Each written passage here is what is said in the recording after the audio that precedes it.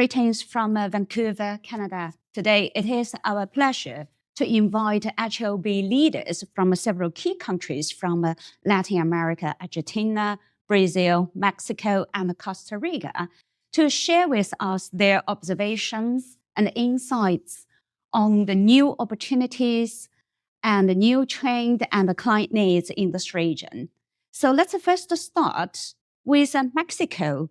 Mexico is really a very popular market at this moment, has become the largest trading partner of the United States in 2023. And its proximity, established trade relationships, and the manufacturing capabilities make it a very attractive alternative to China for the US companies. So the question is for Pablo. How is Mexico capitalizing on nearshoring trends to attract foreign investment and boost its manufacturing sector?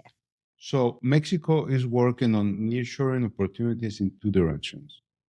One, the government is trying to build up incentives for Chinese companies or companies abroad, Asia, of course, to come to the country, and not necessarily on the northern border, but all over the country. And two, we are working as businessmen and advisors on having more professionals to work with foreign companies, Chinese companies, in explaining how to do business in Mexico, but having professionals doing great manufacturing work in the country. I have to say, the short answer is two directions: what the government is doing and what we are doing as businessmen. Yes, thank you very much, Pablo. I was in Mexico in May. I have witnessed the faster development in Mexico and the golden opportunities of the country, right? We call it the Mexico moment. The Mexico moment. Yes, exactly. So the second question is for Pablo in Argentina. So beyond the economic reforms, what key sectors or industries are driving growth and attracting investment in Argentina? How is the country's positioning itself to lead in areas such as technology, agribusiness, or renewable energy? Since the new government is in Argentina, it's making several reforms and is attracting foreign investors. So the sector who are improving are the agribusiness, technology, because we have a knowledge law, they call it the knowledge law. So we have several startups in Argentina, several companies who have a startup in Argentina and grow and go public in the US. So these are the main sector who are moving faster in Argentina because of the reforms. And of course, we have a big reservation of lithium in our country. So there are many companies who are coming to invest in lithium, to extract and to export lithium, because, of course, as we know, lithium is a new mineral that all we use in our batteries and electrical. So these are the biggest sectors and the main sector who are moving forward in Argentina. Yes. Thank you very much, because we have also witnessed that amongst our Chinese clients, there are many of them going into the mining sectors and the supply chain in relation to battery in Argentina. Exactly. Yeah, thank you very much for sharing. So now let's move to Costa Rica. Carlos. So Costa Rica is leveraging its skilled workforce, political stability, and strategic location to attract the investment. What are the steps in Costa Rica taking to attract international businesses and foreign investment to strengthen its position in the Latin America and global market?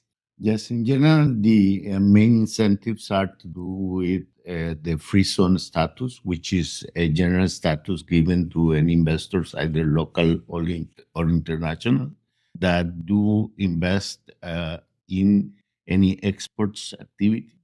and is creating new jobs, which is the other target. So it's solving two issues at the same time. The balance of trade is improved by the exports, as well as the unemployment is as well taken care of by the hiring of the new industries. Those industries go from electronics to medical equipment, and of course the shared service centers for multinational enterprises. Thank you. Thank you very much, Carlos. So now, last but not least, Brazil.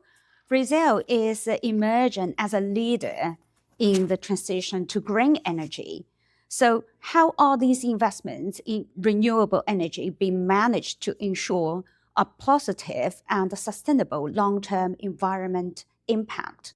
And what lessons can other countries in the region learn? Thank you, Coco, for the question and for the opportunity to talk a little bit about Brazil. Brazil is the most important country of South America, and nowadays he is the leader in the transition to green energy. We have 5 pillars in Brazil that I will try to explain shortly. The first one is policy publics and incentives.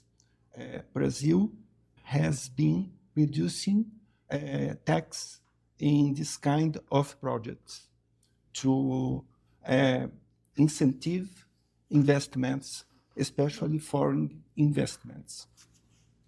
The second one is to protect regulation, environmental regulation, and strict standards, because we need to define a standard of environmental, and to protect and all projects have to obey and have to get previously license, governmental license to develop this kind of project, considering the needs and the impact of the local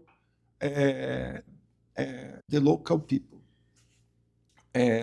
Another pillar is the foreign investments and the green investments. It's essential that the investments will consider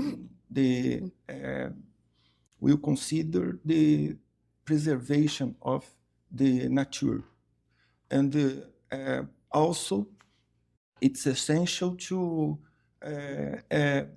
include the community in this process to avoid future conflicts, and also to guarantee equality in the results. The lessons that we have to share